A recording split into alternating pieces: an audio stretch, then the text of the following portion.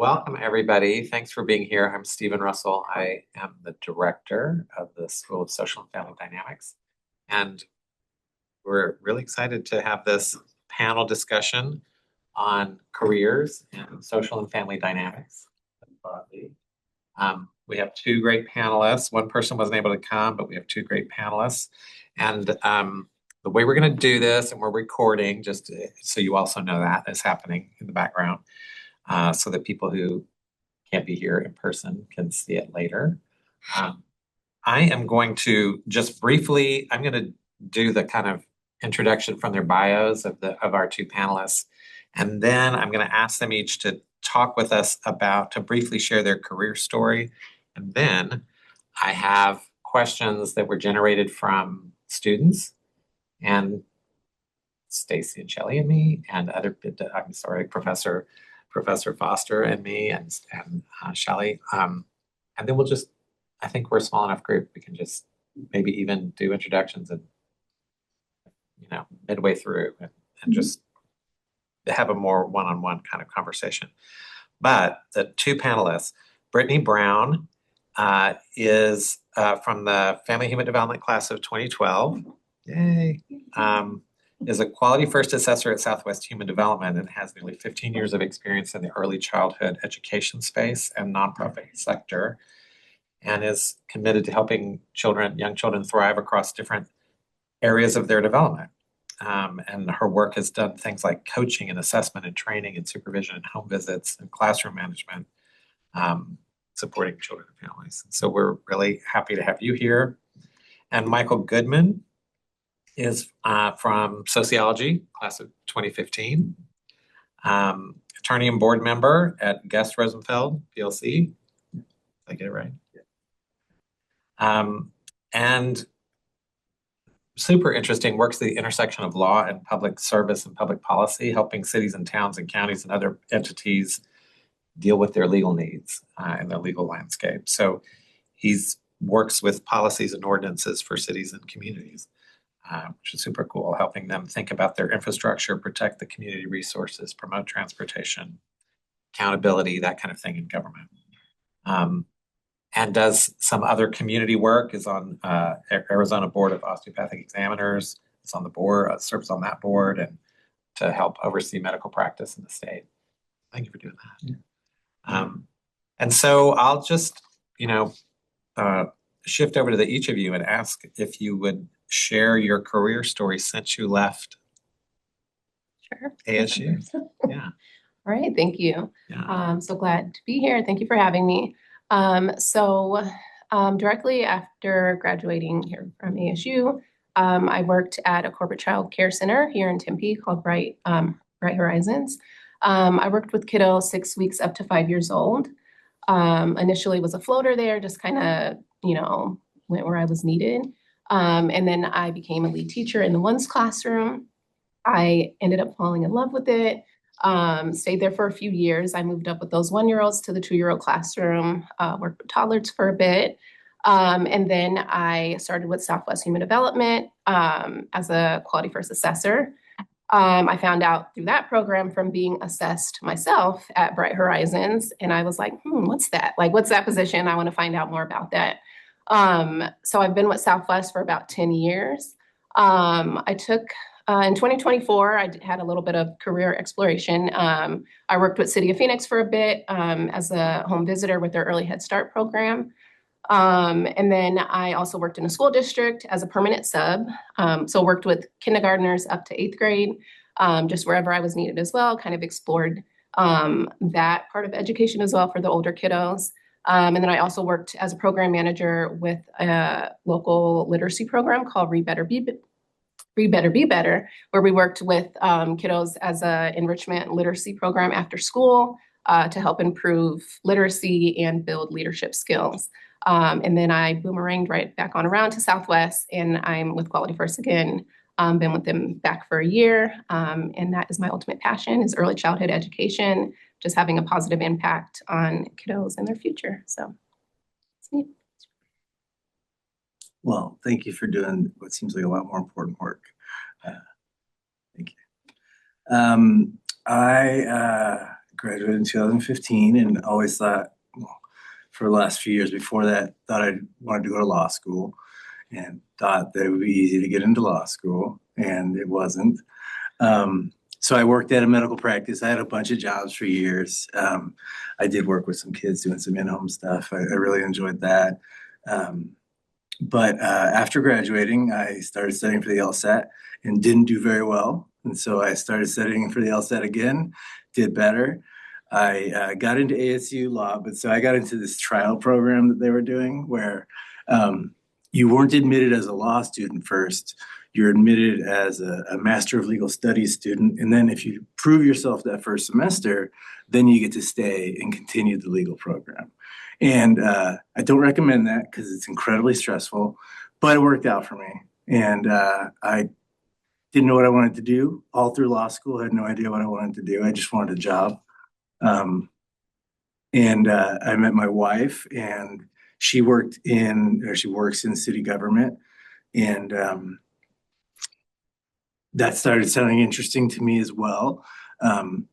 And because there's a number of services that city governments provide, and they help people, and we all rely on them for our everyday needs. And so then I started looking at public law, and that's where I ended up at. So my practice is public law. That's a larger umbrella for municipal, county, all kinds of governmental entities. And there I get to, like Stephen said, I get to work on policies, on laws, on everything that touches the community and impacts people in real life. And I get to do things, and I get to help sometimes nudge in a direction that may be a little bit better than a different direction when it comes to making policy. And it's not my job to make policy, but it is my job to give counsel. And how you give counsel can also persuade one way or the other. And so I find it very fulfilling. I get to work with city councils all the time. I go to city council meetings and the various city meetings, and I'm the guy that the meeting says, don't say that, or sorry, we've got somebody's got public meeting or open meeting law. And so I'm kind of like the open meeting law police there. And that's one thing I do. But then I'm also, helping draft the laws, or helping with election issues, or how do we help the needy, things like that, and implementing those things. And every day it's a different question, and every day it's something different. And we often describe it as an inch deep and a mile wide, because I get to just do all kinds of stuff all the time. And I really enjoy it, and I really lucked out. I guess circling back to how I got the career in law school, this guy I knew, he's an attorney at this firm downtown. They had just lost somebody who was retiring. She was at the end of her career. She was excellent. And so they put this job posting out there, and they wanted somebody who could replace her. So somebody with lots of experience. And so I reached out to him. I was like, hey, I am not her. I can't give you that. But if you have anything else for a new person, I'm your guy. And he's like, hey, let me see what we got. And it rolled from there, and it worked out. And I am so glad that I took that leap of just might as well ask, right?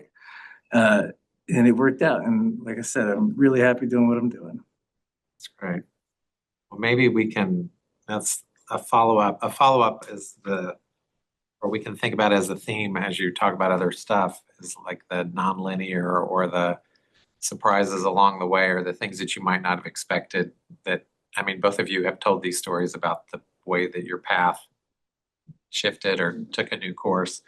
But I'll start.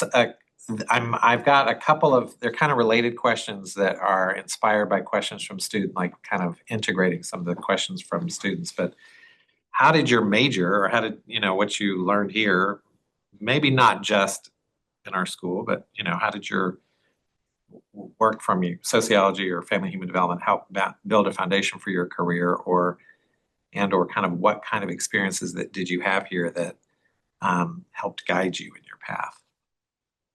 We don't have to go in the same order, but we can. Okay, I'll go first.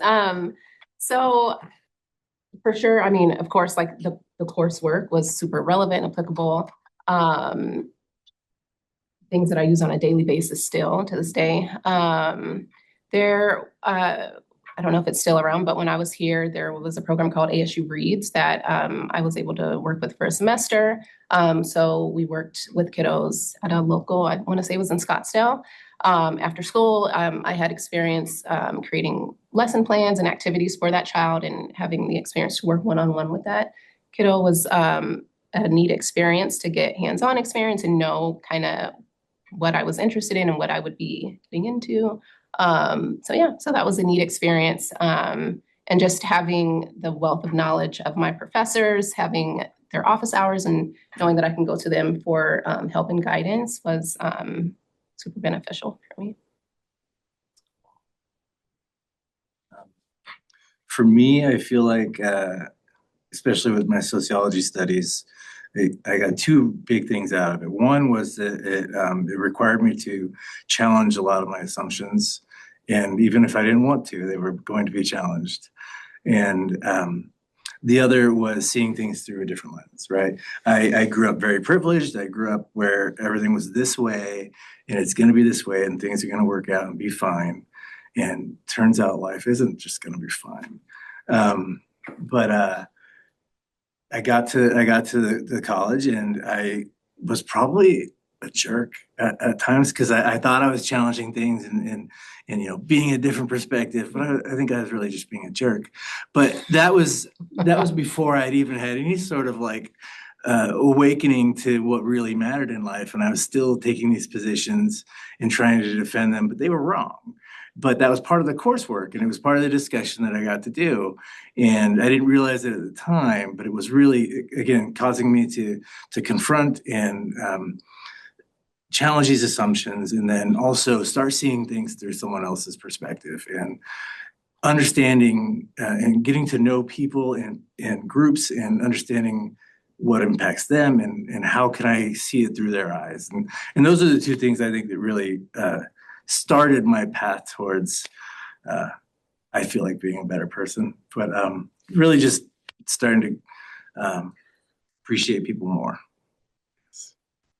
Well, it sounds like something you would use every day in law, like perspective taking and understanding how someone else is going to interpret what you're trying to do. That's interesting. Well, what? There are a lot of different questions, but were there pivotal moments or turning points that shaped your career so far? And if you're comfortable, like, did you have setbacks or challenges? Because I think one thing is it always looks like it's all still unfolding, right, for all of us. But often it looks like we feature what's done and finished. But you've talked a little bit about this already. But are there things that setbacks or challenges that you learn from that that you would want to share? Yeah. So for me, when I during my college years, not necessarily a setback, but something that kind of, I thought I knew what I wanted to do and was off on that course. But so I was actually a transfer student though here. I did my first 2 years at a community college. I was first admitted to ASU through the School of Social Work. But the summer before I started, I talked with my academic counselor and I believe just kind of talked with her about my goals and kind of what I wanted to do. I don't remember who it even was, but I thank them though, because they nudged me kind of just to go this path instead, family and human development path. So even before that, I changed my major. So I changed my major a couple times in college. I know that's not the best, but it did allow me just to kind of find my right path, and knowing that I didn't have to stick to one thing and say, hey, I already started it, I have to keep going. But it allowed me just to kind of find what was best for me, and ultimately graduating with the degree that I did get allowed me I feel like a more broad range of opportunities to go into. So not necessarily a setback, but just something that kind of was oh, I thought I wanted to do this, going here now, and just kind of, pivoting as I went. So open yeah, that's cool.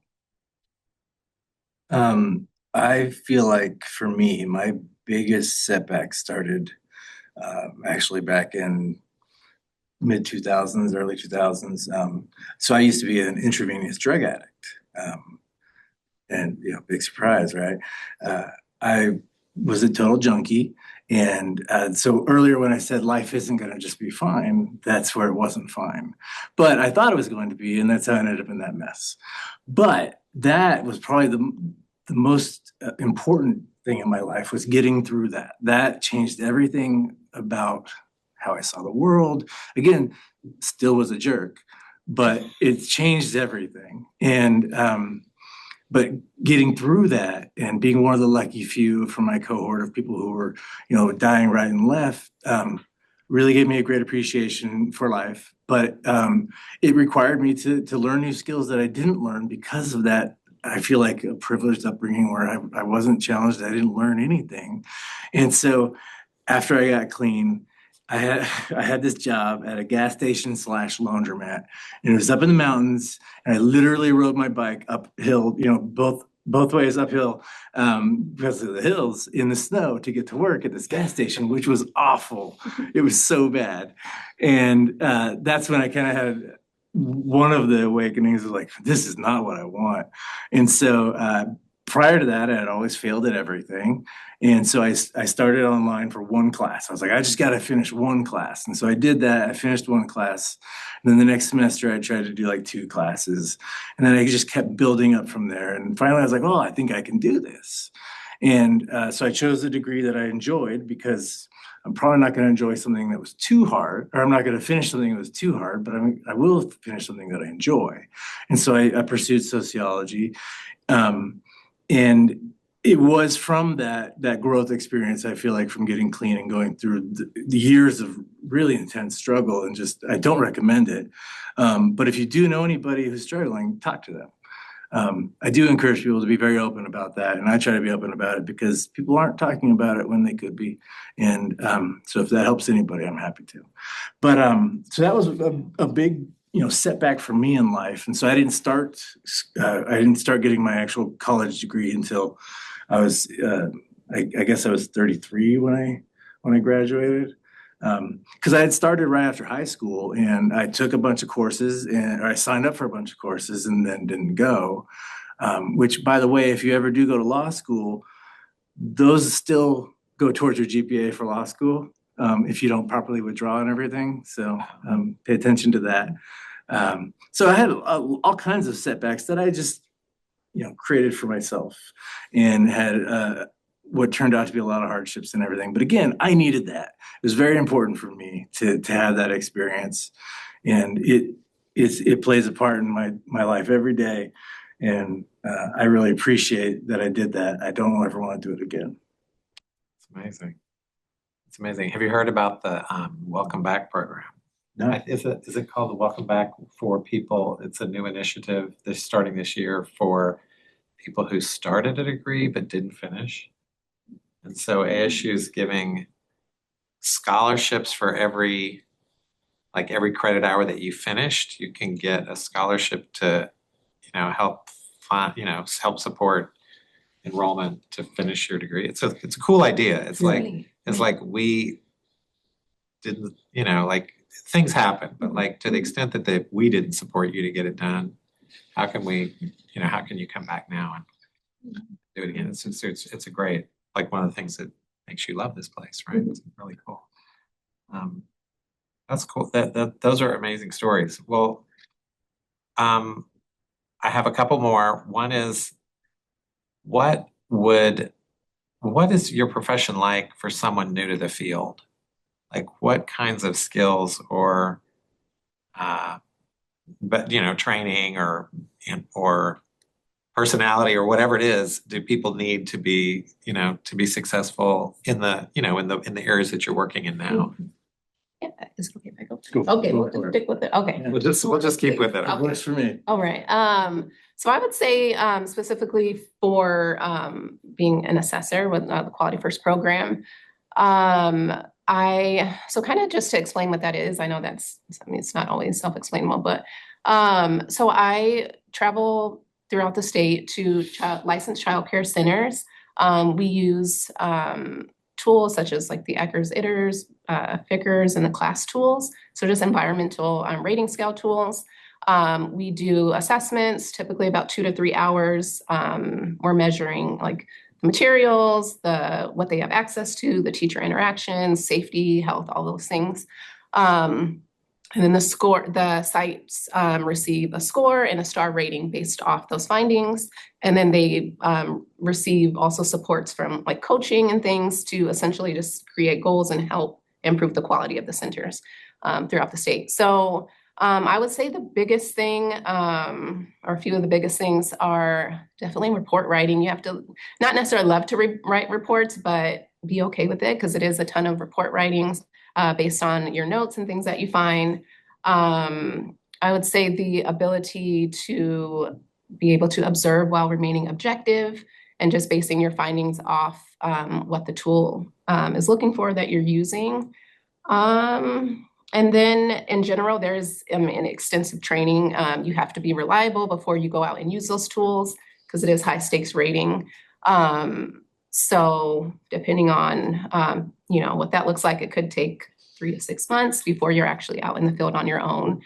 So yeah, and definitely background of like working directly with kiddos for, I'd say, at least 3 years or so, maybe even less, but just some experience working with kids.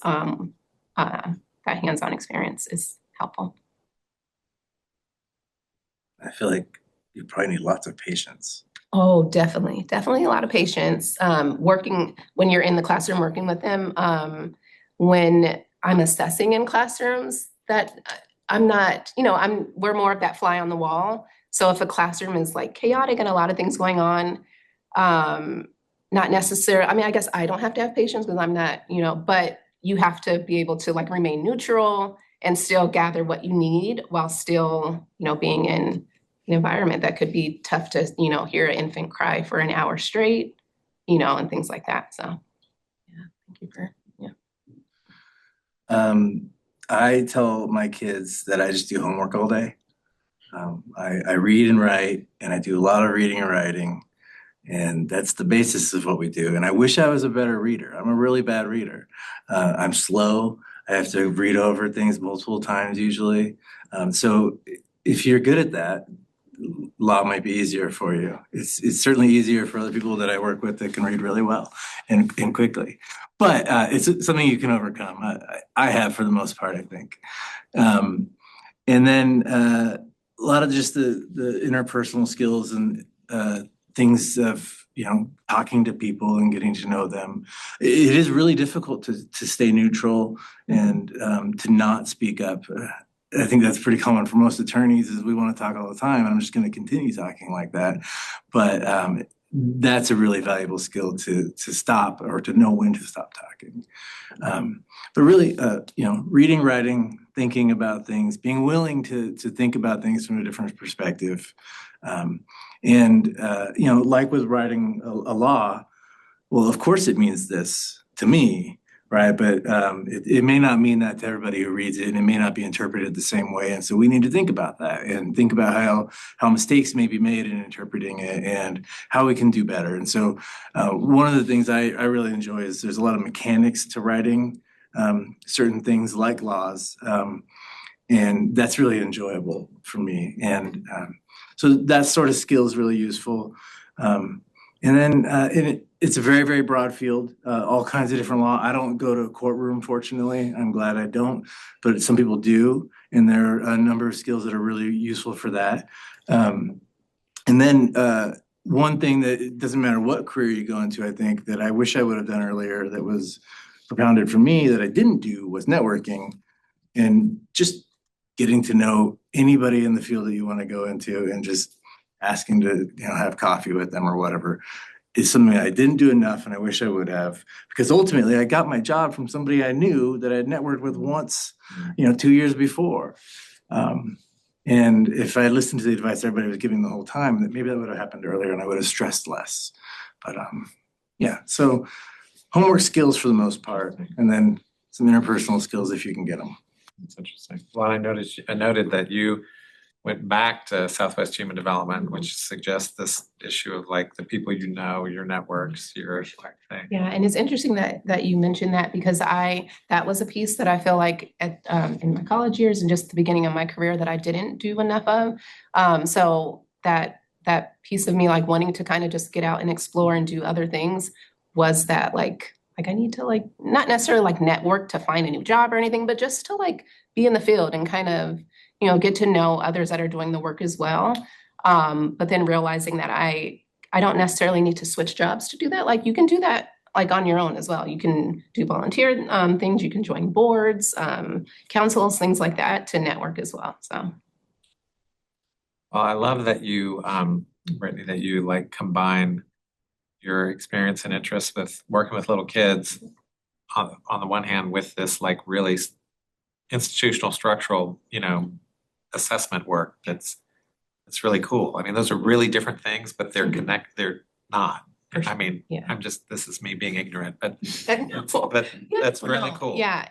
I like that I was able to find a path to like still have like a positive impact on early childhood education, but not necessarily work directly with kiddos one-on-one. Or I mean, not that I love it, but the pay was not enough, if I'm honest, and it was stressful. It is a stressful teaching, working with kiddos one-on-one is a stressful job. So being able to earn more and then still be a part of the field without being like those boots on the ground. I mean, it's an important job. Creating the safe and healthy context for that is so cool. Mm-hmm. I think it's incredibly important what you're doing. I have young children myself, and now having experienced being a parent, it really hurts my heart to think of other kids not having access to certain things. And so anybody and anything we can do to help facilitate that being more broadly available, I think is a much better use of our time and resources. And so thank you for doing that. Yeah, of course. Thank you for sharing. Yeah. I like what you said about listening. I think listening is like a superpower if you can. I also love that you I like that you're saying like, I don't even like to read, and yet you're also an attorney, which is like, that is pretty cool. So, I mean, it suggests that we can all figure it all out. I hate dressing like an attorney too. If I could just wear shorts to work every day, haven't convinced everybody yet.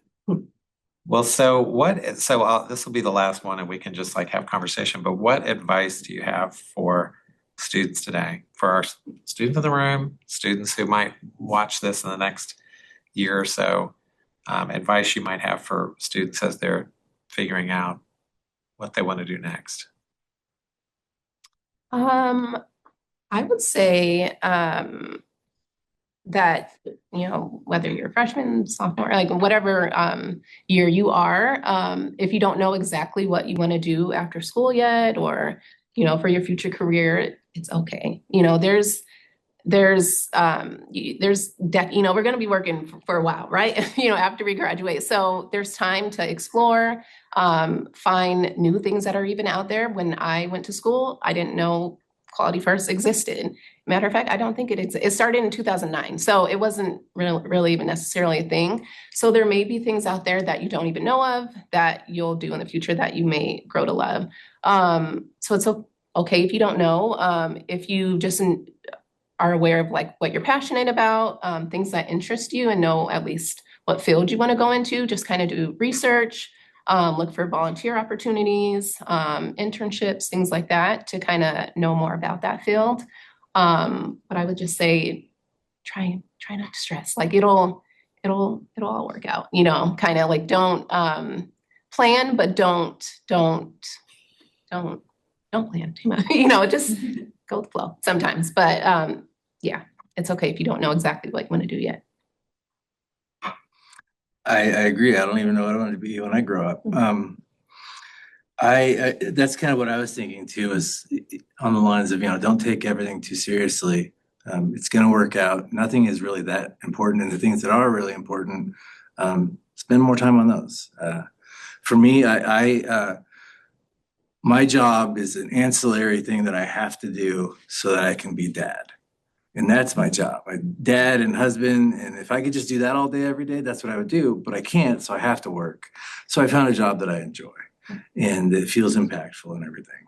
but none of that matters. Like, that's just my job. So if you're in that mindset and place in life where you can not worry about the things that really don't matter and focus on the things that do that. And for me, it hasn't always worked out well for me, but I think it's good advice to, if you can, when appropriate, be as candid as possible.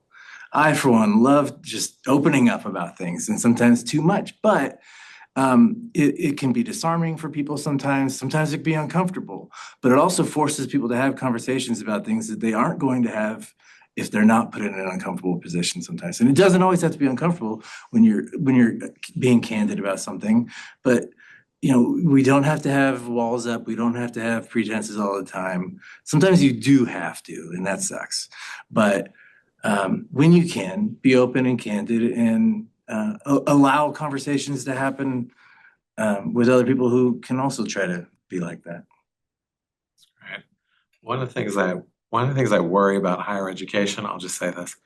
There's no us, it's just me. I was in college like 40 years ago, and it was a really different time. Now there's so much of focus on, we talk a lot about, career preparation and jobs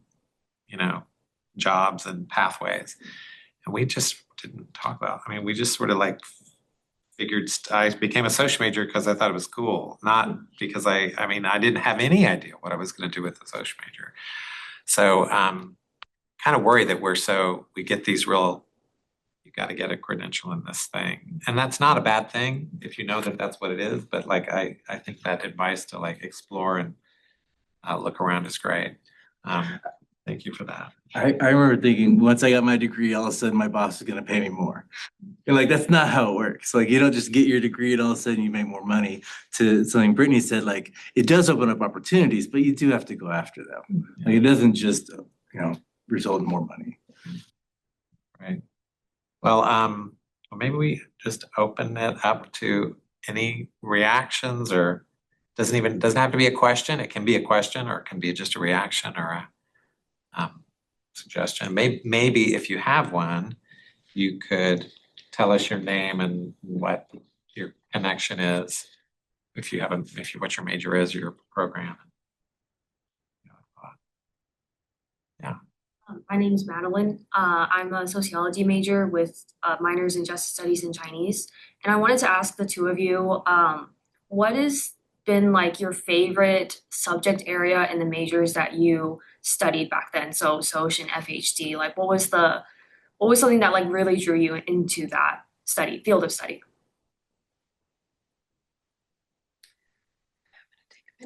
Okay. I remember really enjoying two different courses. I don't remember the name of one, but one focused a lot on some gender labor imbalances. And that was really good for me because I wasn't aware of those things nearly as much as I should have been. And I found it very interesting. And it really taught me a lot about how other people live and deal with the day-to-day and have different struggles. And then I also really enjoyed, there was a sociology of deviance course. I don't know if you still teach it. We still have that. I really enjoyed that as well. And then unrelated, but there was a diseases in human evolution class. It was very fascinating and made me terrified of parasites. But well, did you know it was coming? Yeah. Man. Wow. But yeah, those two, I really enjoyed learning about the labor imbalances and the impacts it has on everyday life. So mine are it was general like child infant development courses. But taking those courses kind of like solidified like my interest in early childhood and just children's development in general. I will say probably one of my most interesting classes that not necessarily was like geared towards like early childhood education though was human sexuality. It was like FAS something or other. It was just an interesting class. The professor, I don't remember his name specifically, but it was just an interesting class that Owen Morgan. Maybe something Or like Scott Christopher. Scott Christopher. There we go. Yes. Yeah, and that was just an interesting class. He made it interesting and fun. And I remember it was a thing where everyone knew if he caught you with your phone out, he would like bring you up to the front of the class. Like it was a huge thing. Like we were in college. So yeah, I just remember in that class, put your phone away. But yeah, that class is really interesting. But just infant and child development classes in general are interesting for me. My name's Sophie. I'm a sophomore and I'm studying psychology and film and human development. My question's for Brittany. I'm a part of a study actually that works with Quality First. It's the Quality First Experiences Study.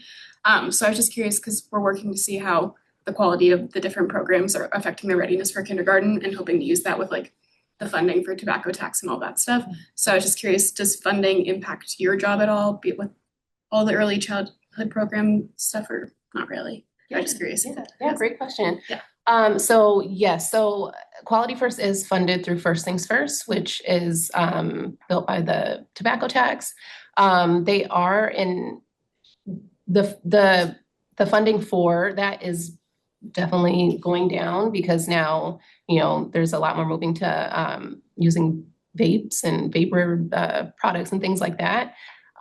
So this is like out of my scope, probably more so kind of like bills and things that they're creating with First Things First, to try to create that revenue and build new bills and things but yes, it does definitely affect us when they get less revenue from tobacco, then we are granted less money, and have to do more with less, or in the past there has been layoffs and things like that, or sometimes we just try to find ways that we can maybe like eliminate paper. That's a huge thing. I know right now we're trying to be more efficient and go digital with things, so that we can do more with less money. But unfortunately, it does affect us. Thank you. That's so interesting because maybe I don't know, but like 20 years ago when First Things First was started, I don't guess we thought about the way that tobacco would be replaced. Yeah. Right. We would hope, part of it is like, hopefully maybe people will smoke less because it's better for public health, but didn't think about, now it'll just be replaced by some other product that won't be contributing to early childhood. I know. The way, And then that's so interesting. It's like hard to like hindsight, right? Wow. It's 2020, but Are there any proposals to get it funded through a different source? yes, I want to say it's SB something or other, but they did have a bill again, that's why I say you probably know more about all like the lingo and all the things, but like last billing cycle or whatever, it didn't make it to where it needed to get to, and then they tried it again this year, and then again it didn't. So each year they're just trying again, and representing the bill. But And otherwise, it's state funded. yes. It's not. Mhm. We need a vape tax. And that sort of funding for your work and then for like all of our clients with municipalities, and there's definitely a change recently where funding is getting taken away from certain organizations and certain groups, and it says a lot about where we are as a society, I think, when we're taking funding away or we're not replacing funding that's dwindling for things like that, right? And then putting them somewhere else, and someday sociologists will study that, right? I hope we end up on the better side of it, but Yeah, for sure. we run into the same thing at the legislature where there's just a bunch of bad bills that like, oh, it's getting worse this year. Great. Yeah. Did you have a question Excuse me, sorry. I had a comment. Yes, my name is Keely Walker. I am a psych student, but it was going to be, I was curious. I didn't know if this was happening in Arizona, but other states using, like as marijuana started to become more legal, like using dispensaries to sort of start funding and take place of the tobacco. So I was just curious I don't know if that was happening since it's became legal in Arizona. I think sorry. Only because my project manager, they're part of the Sanford School, they're like the PI's Dr. Spinner ad, and Uh-huh. so they've told me about this. I think that's the goal, is trying to eventually add weed into there. I think that's part of the proposition. I could be wrong, but I think to add that in addition, because currently the vape and nicotine isn't being taxed. That's another issue. But I think they're trying to add weed, like currently, like add that to the tobacco tax, and then hopefully eventually we could get the vape one too. But yeah, it hasn't happened. Seems like a natural replacement. I know, right? Yeah. Same damage. Yeah.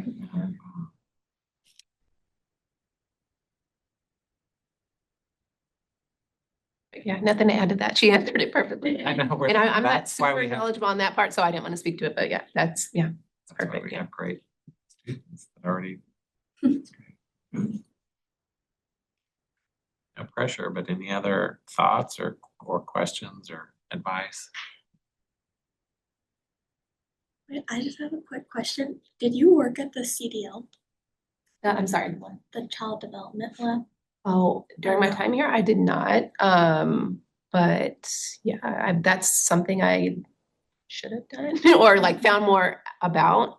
But yeah, during my time here, I didn't know. Have you been out there? Oh, good. Do you work there? Yay. Yay. There are positions at the Child Development Lab. That's a great advertisement. And we'll get on the camera, which is the Child Development Lab. We have more spots than right now.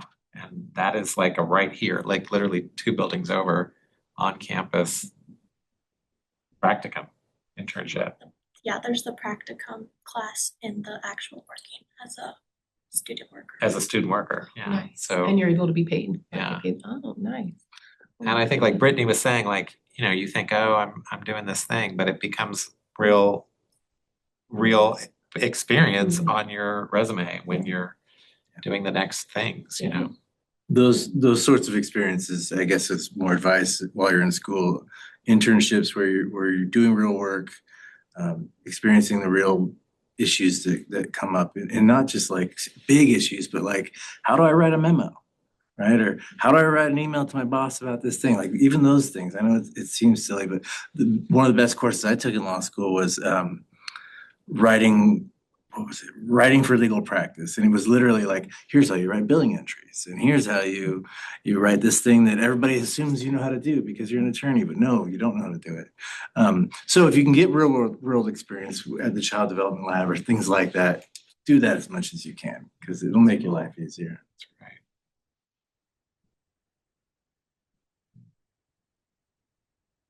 Oh, we don't have to stop the conversation, but I will. We have some, you know, ASU swag for the 2 of you. Thank you so much. And we can, maybe what we can do is just use.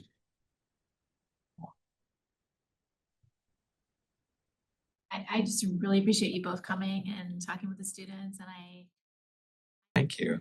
Thanks, y'all. Thanks a lot. Thank you.